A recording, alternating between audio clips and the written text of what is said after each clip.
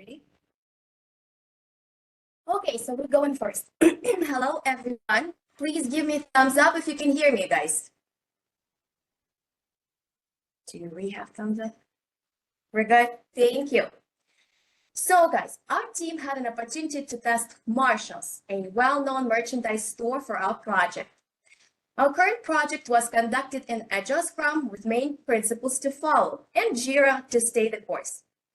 First, company's business concept was understood, requirements were gathered, and goals were defined. With planned sprint backlog, features, and test cases, we had our work cut out for us.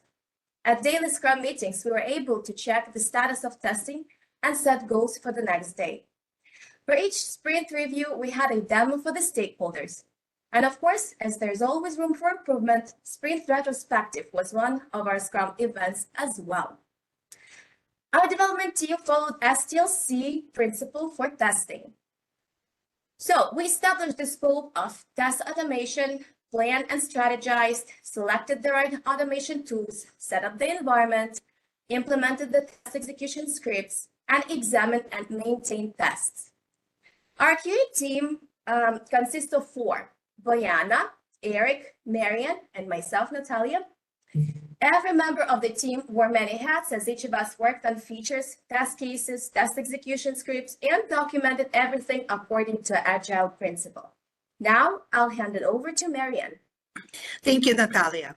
Let's talk about Jira document organization, from epics to user stories that connect to multiple test cases, which in their part of the test cycles and test plan at large. After test cases execution passed or fail, we recorded it in Jira, and failed test cases produce defects also recorded in Jira. This is the Jira documentation structure in a nutshell. We broke down our epic into 2 sprints and organized our user stories and test cases and subsequent defects accordingly. Jira produces very helpful reports to track sprint activities. In this case, test execution summary results to feature our last sprint with overall progress, test execution results, test execution effort, and issue reported during the test. Another Jira report for traceability metrics allows to see the hierarchical structure of user stories all the way down to the issues and on test cases execution. And lastly, a simple pie chart allows a high-level view of current sprint status. Now, a little bit details about our project architecture diagram that you see here.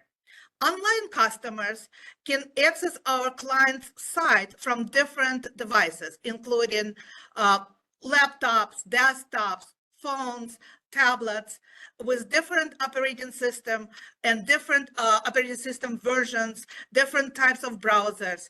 The customer request goes all the way down to web service level, where the data is sorted, massaged, and processed with web services and microservices. And then it's sent all the way to the back end to databases, some of them relational, some of them are not relational, or file systems. And in the end, responses from the back end goes the same way back through the service layer where the processing occurs and back to user interface to user itself. When we were discussing our testing approach, we decided that we're gonna do behavior-driven development, BDD, with Eclipse, and test-driven development, TDD, with NetBeans, both under Selenium umbrella. We started with capturing the user interface with Catalan, then generated code was applied to NetBeans program and to Eclipse program. Each program was put in a GitHub repo and connected to Jenkins. The Jenkins executed our programs and gives us that reports about each and every step. And now let me pass it to Bayana to continue with the presentation. Thank you, Marian. Our client is Marshalls. It has 70 years history, but entered the online retail space just before COVID-19. Marshalls is improving its digital capabilities to meet the changing demands in the digital marketplace. Our client created a modern and user-friendly web design to compete with retail giants like Amazon, Macy's, and Kohl's.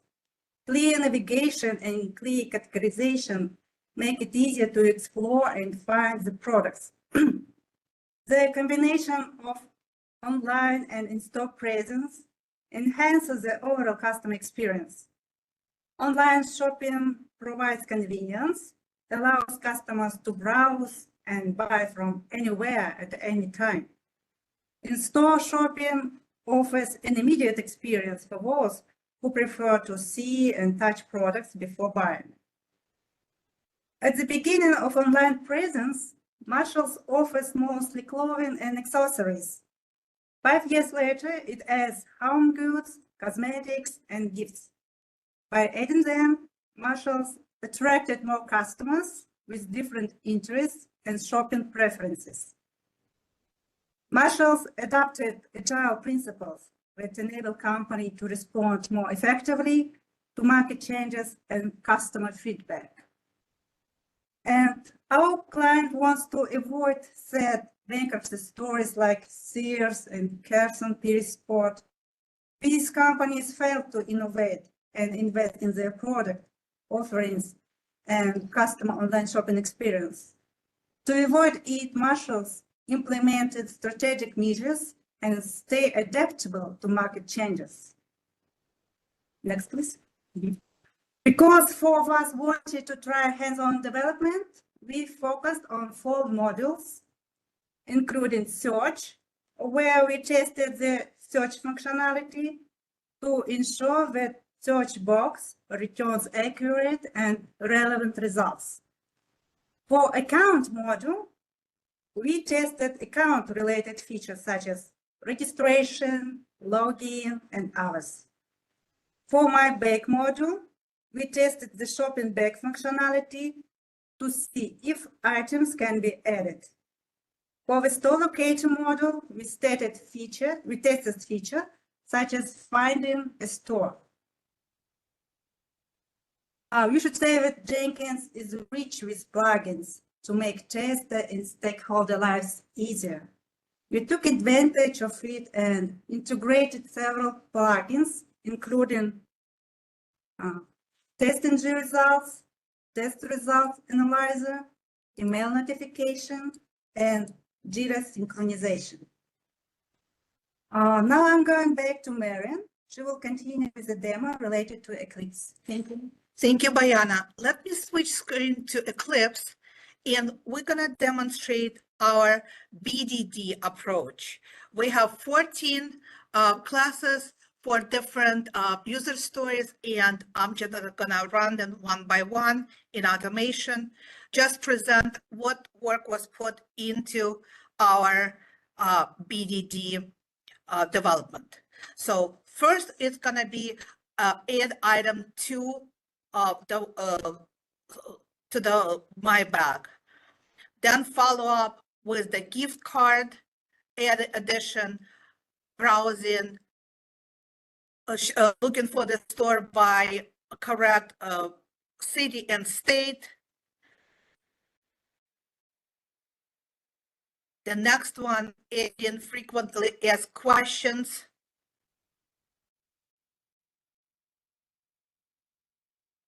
Here we're getting our gift card into the shopping bag.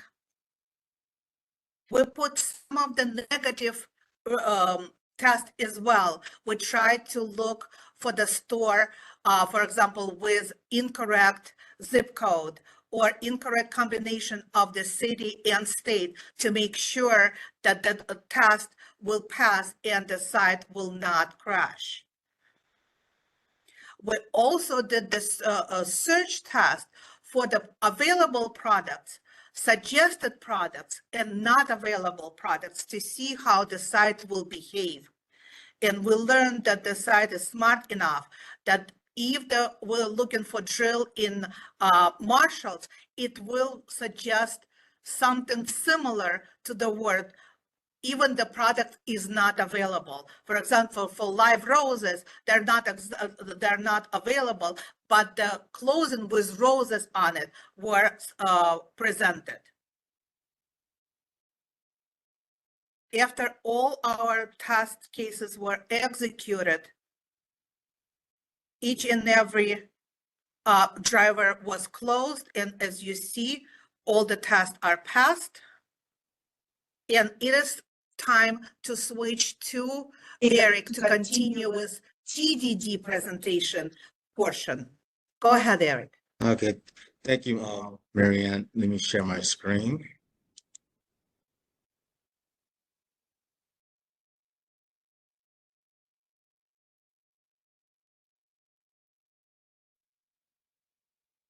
Can everybody see my screen? Okay, I'm going to demo and illustrate our automation pipeline and plugin use. As you can see, we use the automation pipeline, which you can see last successful was 11 hours ago. We had a failure about an hour ago, and it takes about less than 3 minutes to run.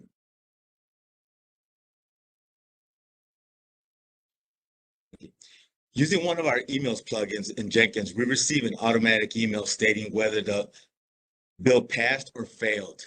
Let me show an example of a pass email. So you can see that Jenkins builds back to normal, and this one's passed. And if you can see, there's a link there. Clicking on the link will take you to Jenkins to the build and give you the results and showing that it passed. Now let me show a failed email. So here you can see this build failed in Jenkins. You also get the link. You also get basically what a console outlook looks like, and you can look at it and you can see that why it failed, due to an element not being found.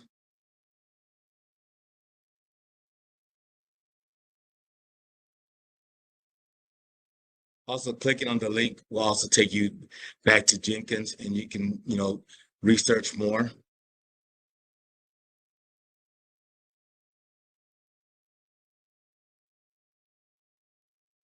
Now, another is the test NG results. So clicking on the test NG results, it'll give you information about the test counts, showing that we have 14 and they pass on the build. Clicking on the link, I'll break it down, the test NGs of 0 failures, 14 tests, and also how it's grouped the package.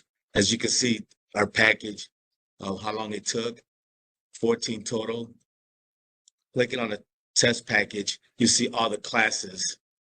So we have 4 classes, how long each class took, and how many total of tests are in each class. And then you got our test methods, which breaks down of each test that we have, the duration, and whether it passed or failed. Another plugin we used was Test Results Analyzer.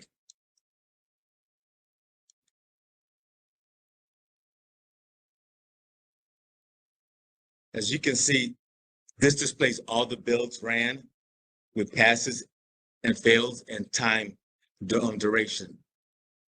The red being the ones that failed with the build, and green being ones that pass. You can also see the breakdown of the top 10 most broken tests. As you can see, as this example, this Apple Store test, it failed 4 times on builds 24, 15, 6, and 4. We have a build status, and here is a line graph where basically you can see the build number, and you can see how many pass as this example shows 14, how many failed? 0, skip 0, total of 14. A failed one, you see a build 15, 13 passed, 1 failed, 0 skipped, total of 14. The build details for all, this is breaking down a pie chart of all the builds ran. So this is based off all 27 builds. You see a skip of 7.4. This was due to when we were testing with just making sure there was no code. And so it was just testing the build. You see a failed of 33%, passing of 59.3%. The build status is basically a bar graph of each and every build that has been ran. And you basically get this information, you know, how many passed, failed, skipped.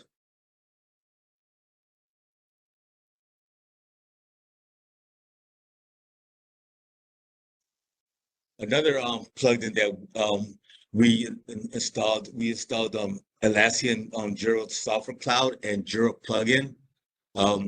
Had a couple issues with the Jira plugin. Was able to connect between Jira, Jenkins and Jira, but it was inconsistent. A lot of times we get a JWT error. And so we're still investigating and still looking into getting that fixed and resolved. Other than that, pass it on to continue the presentation and thank you, y'all. Thank you, Eric. That concludes our live presentation, and let's move on. Let's wrap up. Do you have any questions for us? We're open to share our experience. So first of all, good job, guys. So we have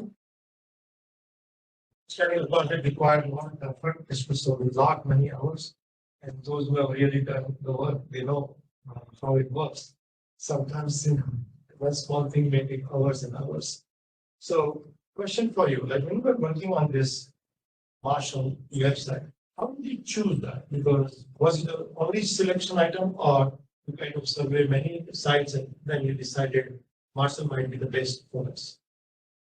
When we selected the websites, we looked in several websites and we looked how it works with catalog. Because catalog sometimes fails, sometimes it's not reliable. Okay. So that's why this Marshall's website was reliable to test. We have many options to choose from. Yeah, it has different menu options, yes. You guys did a very structured demonstration, so I'm assuming you also had some structures execution also. So structure execution tools, how you were daily interacting with your group, and how you were planning and communicating and solving each other's problem. We were meeting every single day via WebEx. Usually it was WebEx. We had. That's what we did. We used WebEx and we communicated. And we had a schedule and we had scheduled for the next day and what we were going to do, what kind of problems we have, how we're going to solve them. And teamwork, so we worked all together. When the daily meeting was on the same time or? No, it was different because our schedules are different. So we just had to, sometimes we were switching and moving the schedules around, and sometimes somebody would be, okay, let's meet at 2 o'clock. Well, I'll have to leave, and that's okay. As much time as we have, we can, solve.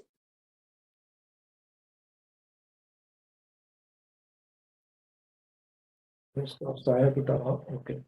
When you were working with others, especially some might have a problem, like example, some element is not traceable or applicable.